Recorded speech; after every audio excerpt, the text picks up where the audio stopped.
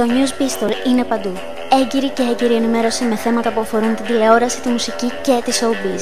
Αποκλειστικότητες, πρώτες μεταδόσεις και πάντα μέσα στην καρδιά της είδησης χωρίς κιτρινισμό. www.newspistol.com. Πεθαίνεις για να μάθεις.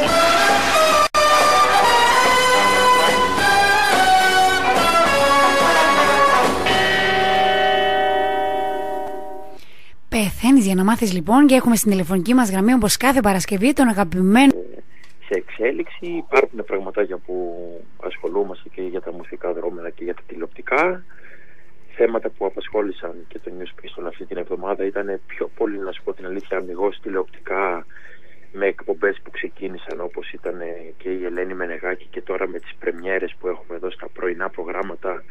Γιατί εδώ στην Ελλάδα έχουμε, έτσι, ας το πούμε, ένα πολύ μεγάλο κόλλημα με το τηλεοπτικό ρεπορτάζ. Ξεκινάει στον Αντένα ο Λιάγκας με τη Σκορδά, ξεκινάει ο Πέτρος ο Κωστόπουλος στο Μέγκα, ενώ δεν ήταν να ξεκινήσει, μπήκανε και αυτοί ξαφνικά στη μάχη. Μα εδώ πέρα γίνεται χαμός, σχολιάζεται συνεχώς αυτό με τον Πέτρο Κωστόπουλο. Χαμός. Ήταν μια κίνηση μάτα από το Μέγκα. Αποφασίσαν την Τετάρτη ότι βγαίνουν και αυτή τη Δευτέρα, και μάλιστα από ό,τι βλέπω βγαίνουν και πολύ πιο προετοιμασμένοι όσον αφορά τον καλεσμένο τους, αφού θα έχουν τη Ρούλα Κορομιλά στο πλατό της εκπομπής. Θα είναι η πρώτη φορά. Το έχω διαβάσει και έχω χαρεί ιδιαίτερα, έχω να σου πω, γιατί αγαπάω Ρούλα.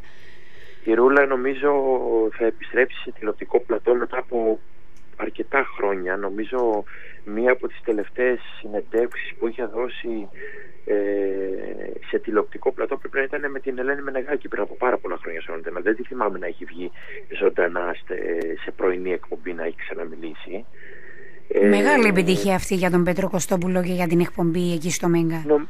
Νομίζω είναι ένα από τα πλεονεκτήματα του Πέτρου Κωστόπουλου, ότι η επαφή που είχε όλα αυτά τα χρόνια μέσα από τα περιοδικά του ως εκδότης, να έχει πολύ ωραία εξώφυλλα και πολύ ωραίες συνεντεύξεις, τη μετουσιώνει και σε πράξη όσον αφορά την τηλεοπτική του εκπομπή, και θα έχει πολλά τέτοιες ωραίες συναντήσεις στην εκπομπή του και ωραίες συνεντεύξεις. Και νομίζω η Ρούλα Κορομιλά είναι ένα από τα πιο δυνατά χαρτιά που θα μπορούσε να έχει από πάρα πολλές απόψεις, γιατί έχει να δώσει απαντήσεις για όλα αυτά που έχουν ακουστεί, για την περιπέτεια της υγείας της, για το λόγο που απέχει από την τηλεόραση.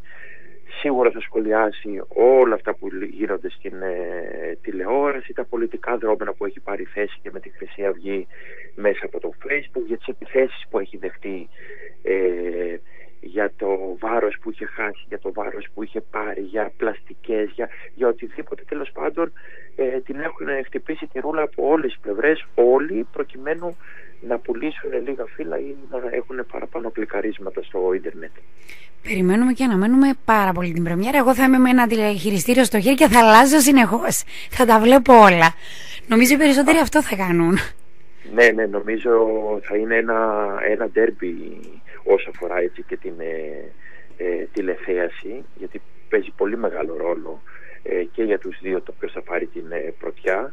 Εγώ, αν δεν θα σου κάνω μια πρόβλεψη, νομίζω ότι λόγω περιέργειας ίσως η πρωτιά με μια πολύ μικρή διαφορά πάει στο Μέγκα την πρώτη μέρα, γιατί ο Πέτρος Κωστόπουλος δεν έχει ξανακάνει αυτό το πράγμα. Είναι πρώτη φορά που το επιχειρεί, αν και με εμπειρία πολύ στον χώρο της showbiz, αλλά με πολύ λιγότερη εμπειρία στην τηλεόραση σε ό,τι αφορά στο δίδυμο Σκορδά Λιάγκα, και νομίζω ότι θα επικρατήσει όσο αφορά την πρώτη μέρα. Τώρα για τις υπόλοιπες μέρες θα φανεί αυτό που λέμε στο χειροκρότημα. Όποιος έχει καλύτερη θεματολογία και καλύτερο παρεάκι, γιατί παίζει πολύ μεγάλο ρόλο και η υπόλοιπη παρέα, οι συνεργάτες και το πάνελ της εκπομπής, αυτό θα είναι που θα κόψει και πρώτο στο νήμα της πρωτιάς. Τελικά η Παλατσινού που ακούμε συνεχώς εδώ κάτω στην Κύπρο, ότι θα είναι μαζί του, θα είναι?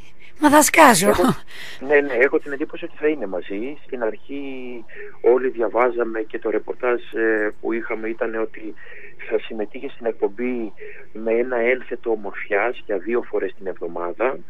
Νομίζω ότι αυτό αρχικά ήταν έγκυρο, όπως το ακούγαμε, ως σκέψη. Δηλαδή αυτός ήταν ο προσανατολισμός του μεγάλου καναλιού για την Τζέννη Παλατσινό, που πέρασε, έκανε το δοκιμαστικό της και ήταν πάρα πολύ καλή, γιατί έχει και ένα δικό της blog που αναφέρεται στην ομορφιά και σε γυναικεία θέματα, αλλά νομίζω ότι δεν θα είναι αυτό που λέμε ο Πέτρος και η Τζέννη μαζί, δηλαδή αυτό το πράγμα δεν θέλουν να το βγάλουν έξω ως ζευγάρι, ώστε να πούν ότι αντιγράφουν το Λιάγκο και τη Σκορδά και βγαίνει άλλο ένα ζευγάρι στον ανταγωνισμό. Νομίζω ότι θα το περάσουν σιγά σιγά αυτό. Θα είναι και η Τζέννη Μπαλατσινού στο πάνελ της εκπομπής, μαζί με την Ελισάβετ Ισπανού, μαζί με τη ζευγάρι, ώστε να πούν ότι αντιγράφουν το Λιάγκο και τη Σκορδά και βγαίνει άλλο ένα ζευγάρι στον ανταγωνισμό. Νομίζω ότι θα το περάσουν σιγά σιγά αυτό. Θα είναι και η Τζέννη Μπαλατσινού στο πάνελ της εκπομπής, μαζί με την Ελισάβετ Ισπανού, μαζί με τον Δημήτρη το Λιάγκο και τη Σκορδά και βγαίνει άλλο ένα ζευγάρι στον ανταγωνισμό. Νομίζω ότι θα το περάσουν σιγά σιγά αυτό. Θα είναι και η Τζέννη Μπαλατσινού στο πάνελ της εκπομπής, μαζί με την Ελισάβετ Ισπανού, μαζί με τον Δημήτρη. Με την Κωνσταντίνα Τσιπροπούλου, αυτό που έχει βγει προς τα μέσα ενημέρωσης, γιατί φαντάζομαι και εσύ και οι ακροατές σου θα έχετε διαβάσει και θα έχετε ενημερωθεί για υποτιθέμενες κόντρες που υπάρχουν και ότι η Κατερίνα Καραβάτου θα είχε πρόβλημα στην παρουσίαση με την Κωνσταντίνα, ότι η Κωνσταντίνα έφαγε την Αταλία Γερμανού και την υποχρέωσε να φύγει από την εκπομπή. Αυτά τα πράγματα είχαν γραφτεί έντονα. Και τα είχαμε διαβάσει σε συνεχεία, κάθε εβδομάδα τα ίδια. Αυτό. Εγώ νομίζω, επειδή και αυτό το πράγμα λίγο πάνε να το κάνουν όπως την κόντρα Βύση Βανδύ, σίγουρα μπορεί να μην είναι σε κόντρα οι δύο γυναίκες, αυτό το πιστεύω, ειδικά τώρα που είναι και αρχή, αλλά η Κατερίνα Καραβάτου δεν νιώθει αυτή την ασφάλεια ότι πηγαίνει και έχει μια δική της εκπομπή όπως είχε για πολλά χρόνια στον Α το κουσκούς το μεσημέρι. Είναι μια εκπομπή η οποία ναι μεν έχει βγει με δελτίο τύπου ότι η Κατερίνα Καραβάτου είναι οικοδέσποινα αυτού του πρωινού, αλλά η Κωνσταντίνα Σπυροπούλου έχει ακριβώς τον ίδιο ρόλο, έχει ακριβώς την παρουσίαση δικό της θεμάτων, με συνεντεύξεις που κάνει και εκτός πλατό, και δεν ξέρω ποια θα είναι η συνέχεια. Πάντως τα νούμερα όταν είναι καλά σίγουρα δεν αφήνουν περιθώρια για γκρίνιες και μουρμούρες. Τώρα αν τυχόν πέσουν τα νούμερα και εκεί βγήκε κάποια κόντρα στις δύο παρουσιάστριες, αυτό θα το δούμε εν καιρό. Ξέρεις Χάρη μου, όμως εγώ παρακολουθώντας σαν τηλεθεάτρια και μετά συζητώντας το συνεχώς πίσω, συνεχώς να θέλει να μιλήσει και να μην μπορεί, δεν ξέρω πώς να το πω για να μην βγει και λάθος. Για να λέμε τα πράγματα, επειδή είναι πάρα πολύ απλά και επειδή όλοι, και εγώ προσωπικά έχω πέσει πολλές φορές πάνω στη Κωνσταντίνα Τσιπροπούλου και έχω εκφράσει τη γνώμη μου ή έχω κάνει ρεπορτάζ που δεν είναι υπέρ της και ξέρω ότι έχει δυσαρεστηθεί γι' αυτό. Όλοι έχουν πέσει πάνω της και την κατηγορούν ότι θες εσύ να κάνεις την εκπομπή, ότι καπελώνεις τον ένα. Δεν θέλει τα συνέχεια. Ναι, ακριβώς. Είναι ισορροπίες τώρα, είναι ισορροπίες και είναι και πράγματα που δεν γνωρίζουμε και δεν θα τα μάθουμε ποτέ. Για ποιο λόγο είναι εκεί, τι ελευθερία λόγου έχει, ποιες είναι οι κινήσεις που πρέπει να κάνει και το νυχτερινό κέντρο. Μπαίνει μπροστά ένας τραγουδιστής να ηγείται, αλλά επειδή συνεργάζεται με ένα εξίσου μεγάλο όνομα, βρίσκουν μία λύση. Μπαίνεις εσύ αριστερά στη Μαρκίζα για πρώτο όνομα, εγώ κλείνω όμως το πρόγραμμα, έχω το μεγαλύτερο λαϊκό. Δηλαδή είναι αυτά που λέμε οι πονηριές που γίνονται προκειμένου να είναι όλες οι πλευρές ευχαριστημένες. Έτσι ακριβώς. Επειδή Χάρη μου ξέρω ότι πρέπει να κλείσει, θέλω κάτι τελευταίο να σε ρωτήσω. Ηλίας Καμπακάκης, τον ταυτίζουν, τον συγκρίνουν συνεχώς με τον αγαπημένο Παντελή Παντελίδη. Θα μου πεις καταρχάς για τον Ηλία πότε τον θες στην εκπομπή σου, και παρόλο που το επιτελείο που τον επιτηρεί και άρχισε τέλος πάντων λίγο να επικοινωνεί την εικόνα του, θα το πείσω και θα σπάσουμε αυτό το εμπάργκο να σας μιλήσει, γιατί εκτιμώ πάρα πολύ την Κύπρο και νομίζω τον άλλο μήνα θα έρθει και Κύπρο για κάποιες εμφανίσεις. Πολύ ωραία.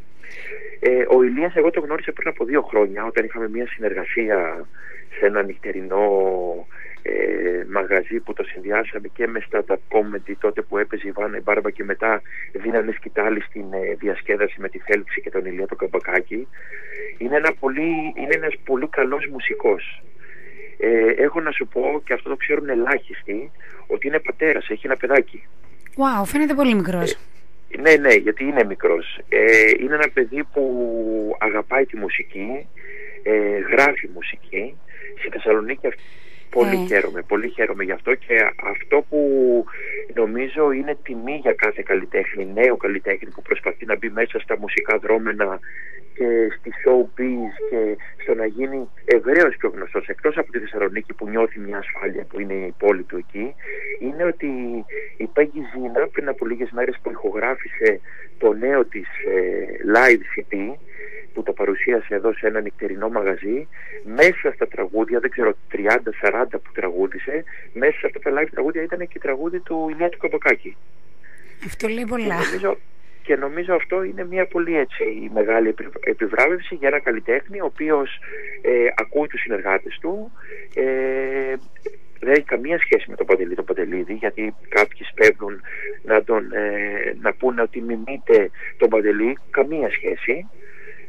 Και νομίζω ότι θα έχει μια πολύ πολύ καλή εξέλιξη αν συνεχίσει και βαδίσει έτσι με αυτό το σκεπτικό και με αυτούς τους χαμηλούς τόνους που έχει. Εδώ θα είμαστε και θα το παρακολουθούμε. Και θα μιλήσω σήμερα μαζί του και θα μιλήσουμε αύριο, αν είναι κάποια στιγμή την άλλη εβδομάδα, να μιλήσει στην εκπομπή σας. Πολύ ωραία. Τελειώνοντας, Χάρη μου, κάτι που πρέπει να ξέρουμε.